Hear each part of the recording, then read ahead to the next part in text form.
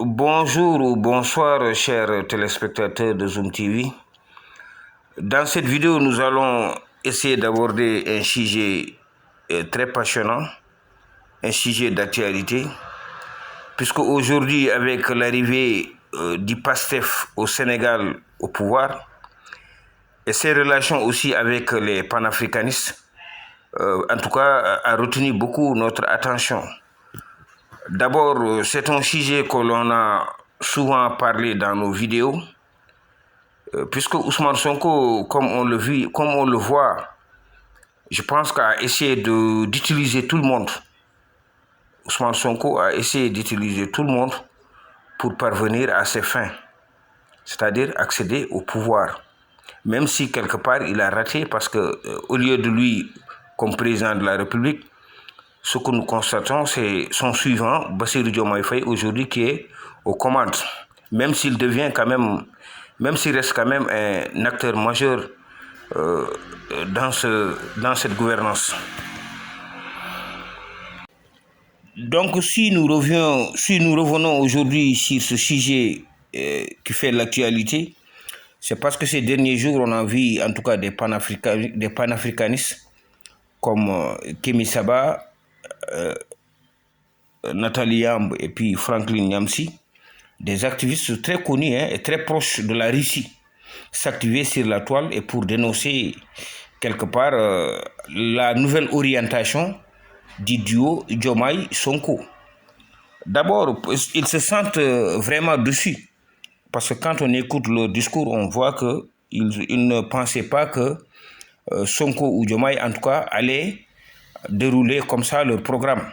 D'abord parce qu'ils se sont rendus là où eux, ils ne pensaient pas. Parce que d'abord, ils pensaient qu'une fois élu, que Sonko allait faire une tournée, ou bien Diomaye allait faire une tournée ouest-africaine en passant par les pays de l'AES, puisque c'était en tout cas, c'était leur partenaire, en passant par le Mali, le Burkina et le Niger. Mais malheureusement, par surprise, ils ont constaté d'abord que c'est Diomaye qui était à la tête du pays. Et Diomaye a entrepris ses premiers voyages à l'étranger par la Mauritanie, bien sûr, puisque entre le Sénégal et la Mauritanie, quand même, c'est un pays voisin, mais il y a des projets très, très, très importants qui lient ces deux pays, surtout le gaz. Après, par la suite, Diomaye est allé en Gambie et à la Guinée-Bissau. Et jusque-là, aucun pays de l'AES ou bien les pays où il y a les putschistes, en tout cas, jusque-là, le gouvernement sénégalais n'a pas effectué encore un déplacement. Bon, avant d'entrer au fond du sujet, surtout de la déception qu'a eu ces panafricanistes vis-à-vis de Sonko et de Diomaye, d'abord, c'est pour revenir d'abord au début. Au début, quand le PASTEF est né, je pense que beaucoup de gens, même au Sénégal, ne prenaient pas le PASTEF au sérieux. Mais Ousmane Sonko avait bien élaboré une stratégie. Et cette stratégie, c'est de, en tout cas, captiver l'estime de tout le monde. D'abord au Sénégal, mais aussi à l'étranger. Et quand Sonko vendait le PASTEF aux panafricains, il s'est montré d'abord comme un panafricaniste, un homme convaincu du panafricanisme. D'abord, il a eu à nouer des relations avec des gens comme Sixé Masra. Par la suite, on a vu qu'il s'affichait publiquement avec Nathalie Yamb. On a vu beaucoup de photos où il y avait Nathalie Yamb, il y avait Guy Marissagna, mais il y avait aussi Pape Alé Niang. Donc ça veut dire qu'entre eux, vraiment, le courant passait très bien. Et ces gens-là, ces panafricains, quel était vraiment leur objectif? Parce que d'abord, ils se disaient que oui, on a fait un bon boulot au niveau du Mali, en étant sur les réseaux sociaux, en attaquant la France, et puis en tout cas poussant les autorités maliennes à opter vraiment l'emprise russe.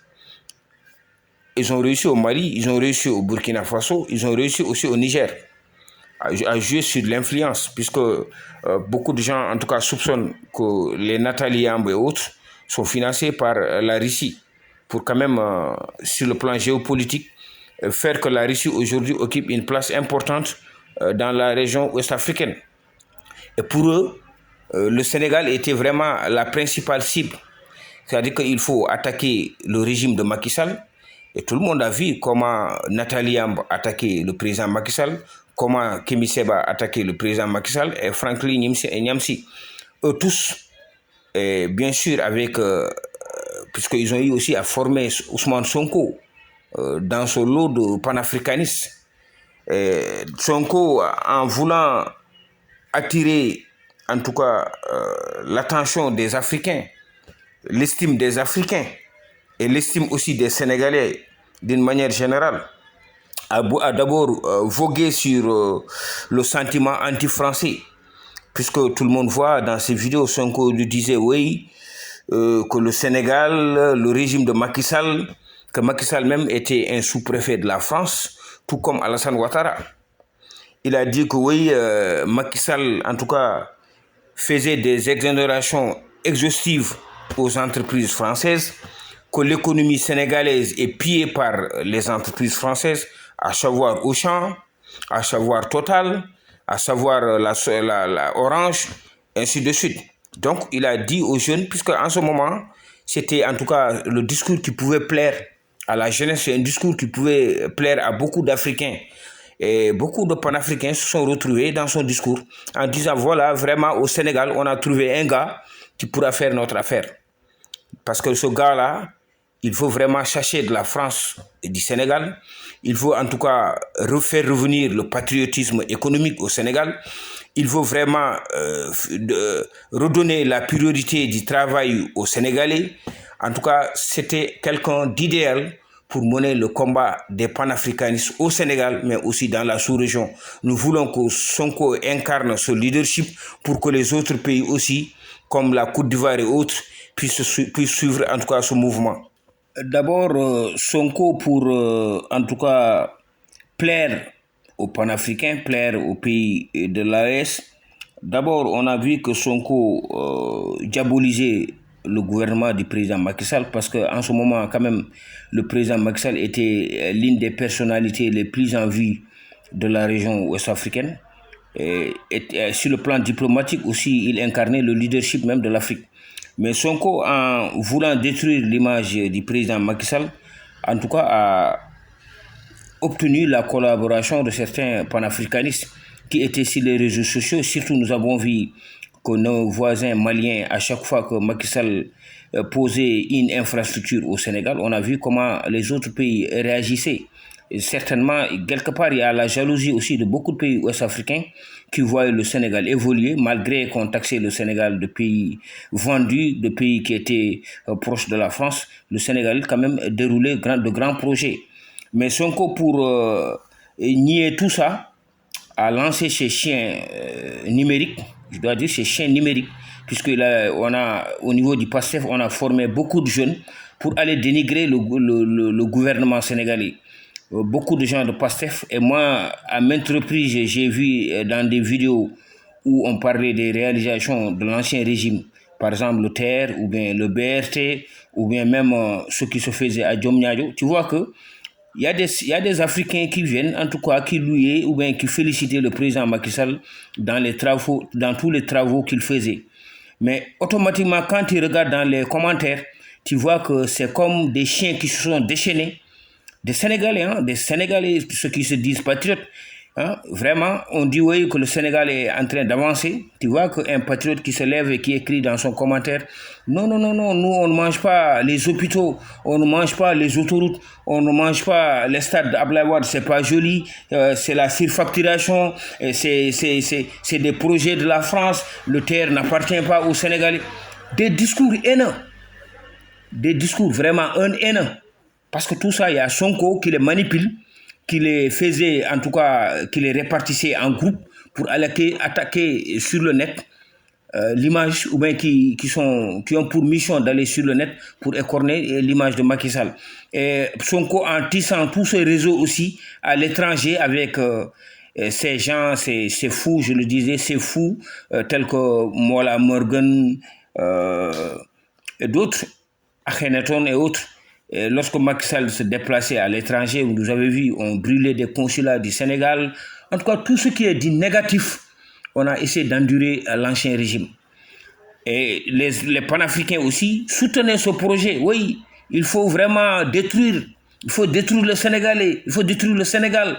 Casser tout. Le BRT là, c'est pas bon pour vous. Hein? Pourquoi vous acceptez la colonisation de la France? Et c'est ces discours-là que je dois dire que même Macky Sall a été trop attentif. C'est-à-dire que c'est depuis longtemps qu'il fallait stopper ce discours populiste. Et les Nathalie Ambe, les Kémy Séba et autres, et même jusqu'au Mali, lorsqu'il y a des manifestations au Sénégal, tu vois que les gens jubilent. Dans les réseaux sociaux, tu vois que les gens, ces gens-là jubilent. D'abord, Sonko pour, en tout cas, plaire aux panafricains, plaire aux pays de l'AES. D'abord, on a vu que Sonko diabolisait le gouvernement du président Macky Sall parce qu'en ce moment, quand même, le président Macky Sall était l'une des personnalités les plus en vue de la région ouest-africaine. Et sur le plan diplomatique aussi, il incarnait le leadership même de l'Afrique. Mais Sonko, en voulant détruire l'image du président Macky Sall, en tout cas, a obtenu la collaboration de certains panafricanistes qui étaient sur les réseaux sociaux. Surtout, nous avons vu que nos voisins maliens, à chaque fois que Macky Sall posait une infrastructure au Sénégal, on a vu comment les autres pays réagissaient.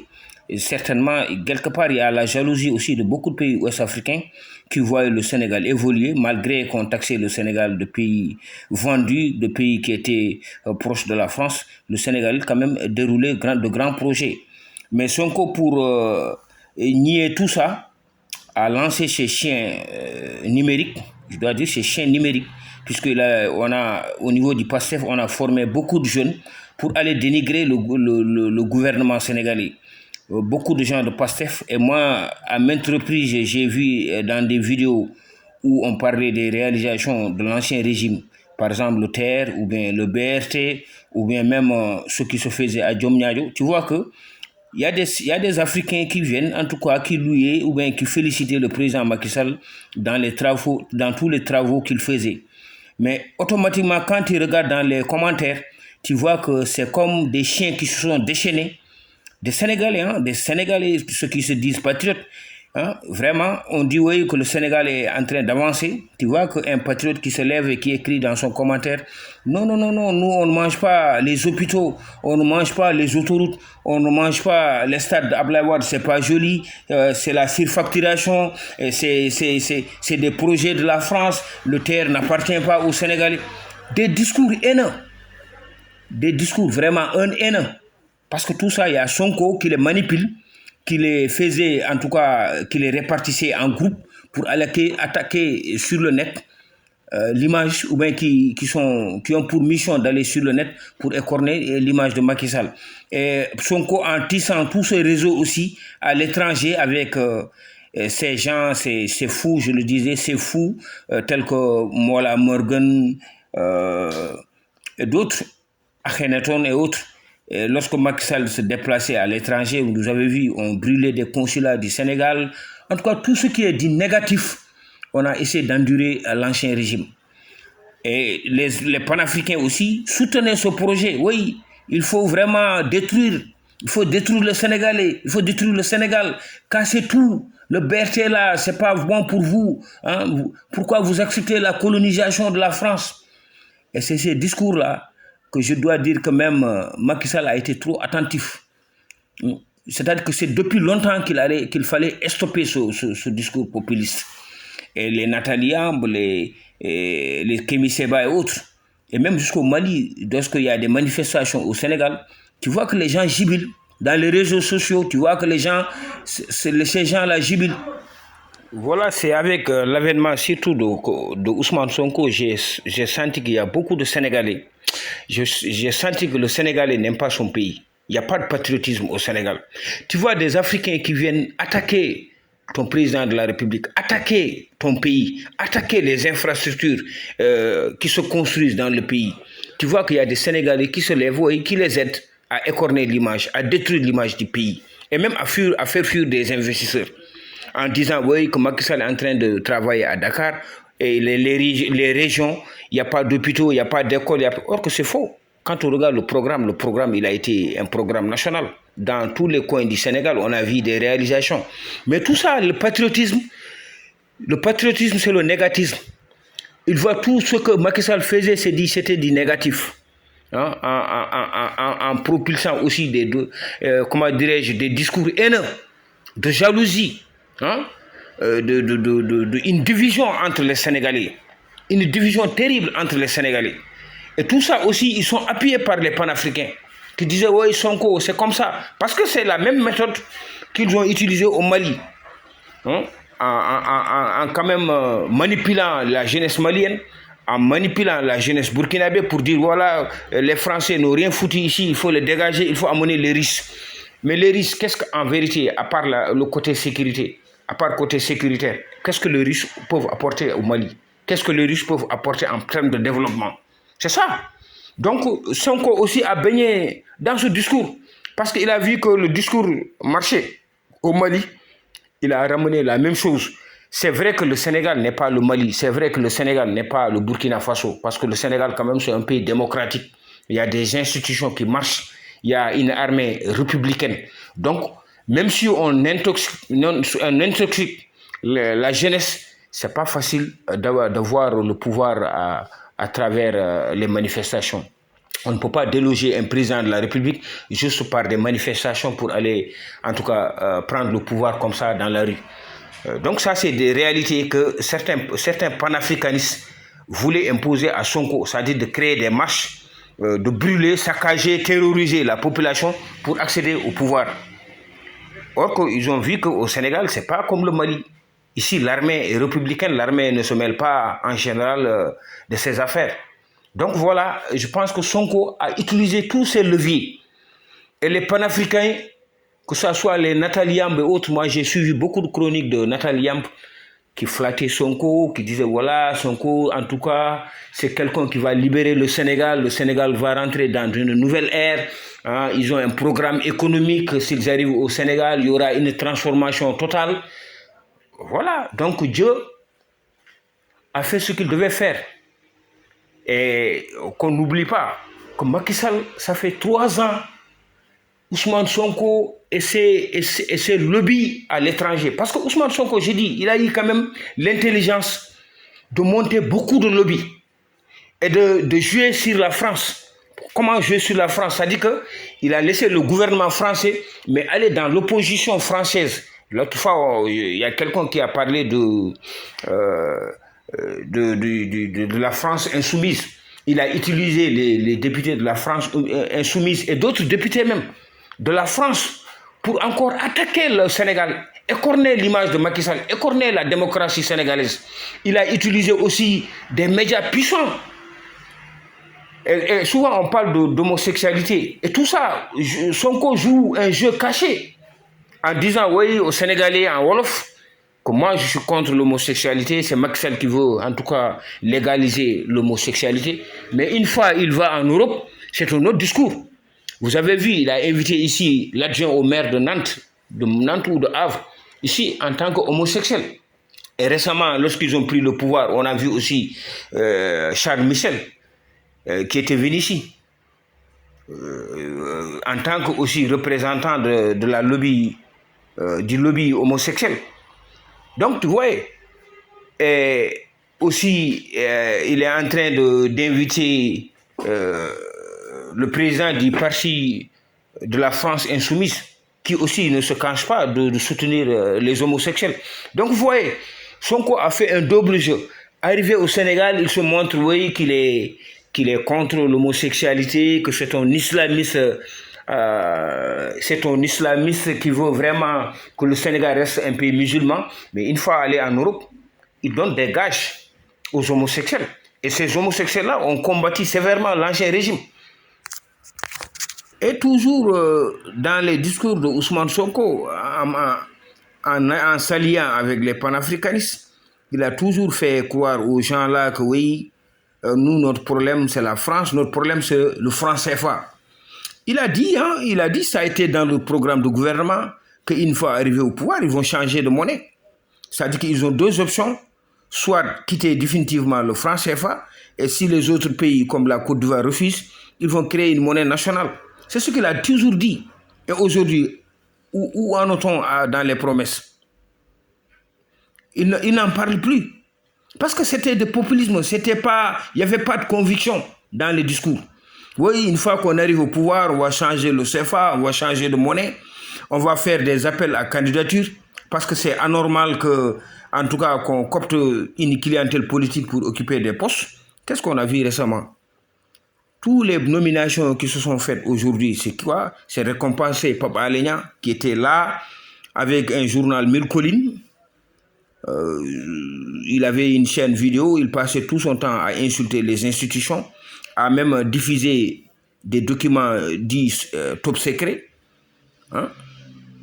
Et quand on l'attaque, même on l'amène en prison, on dit voilà qu'il est malade, il fait semblant d'avoir une maladie, qu'il est en tout cas dans le coma. On le libère et il continue ses discours. Je pense que c'est l'ancien gouvernement qui a été faible pour moi. Pour moi, l'ancien gouvernement était faible en laissant les Pape Alenia et tout le monde, laissant Sonko dérouler ses stratégies de manipulation et de division entre les Sénégalais. Parce qu'aujourd'hui, quoi qu'on dise, cette division, la haine entre les Sénégalais, c'est Sonko qui les a amenés ici au Sénégal. Il n'y a pas quelqu'un d'autre. Il n'y a pas quelqu'un d'autre. On prend des photos des gens, hein, on montre des presses, on montre une presse, parce que Sonko a infiltré toute la presse sénégalaise. C'est ça. C'est-à-dire qu'entre nous, Sénégalais, on n'est pas sérieux entre nous. Il y a on n'ose pas dire la vérité comme le font en Côte d'Ivoire, dire la vérité. C'est-à-dire qu'aujourd'hui, tu vois, dans la presse, Sonko a même utilisé une grande partie de la presse. Tous ceux qui sont sur Internet aujourd'hui, Sonko les a manipulés. Et quand il y a même un opposant qui arrive sur les plateaux de télévision, des chaînes qui sont sur YouTube, dès que tu commences à parler du PASTEF, le présentateur ne te laisse même pas parler. Il ne te laisse même pas parler. Il ne te laisse même pas critiquer Ousmane Sonko. C'est jamais vu dans ce pays. Et il paraît même que Sonko finançait beaucoup de ces groupes de presse.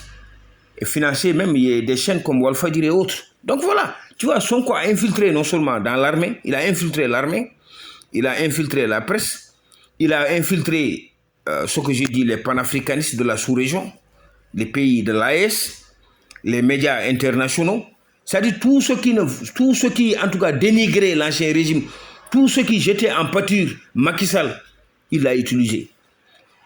Et il ne s'est pas arrêté là, il a même conduit à des violences. Et moi, je dis que l'APR, ou même Benno Bokk Yakaar, a été faible. Parce que je ne peux pas comprendre, on parle des violences ou bien des meurtres, qu'on a tué des gens dans les manifestations. Mais moi, si j'étais policier, j'allais tuer. Si moi j'étais policier, j'étais policier au Sénégal, j'allais tuer. Un manifestant qui prend des machettes et autres qui aille directement attaquer une caserne de gendarmerie ou bien un poste de police. Hein? Des manifestants qui vont directement dans un poste de police pour attaquer les policiers. Et on les laisse en paix. Allez voir au Tchad, il y a eu plus de 1000 et quelques morts dans une manifestation. Allez en Guinée tout proche, lorsqu'il y a eu des manifestations dans les steppes, combien de personnes on a tué là-bas? Et vous nous parlez de ces pays. Est-ce que ces pays va dire à une manifestation, allez attaquer une caserne de gendarmerie ou bien aller attaquer à un poste de police? Des gens qui sont armés, ils t'attendent que tu les tues. C'est de la légitime défense. Et tout ça là,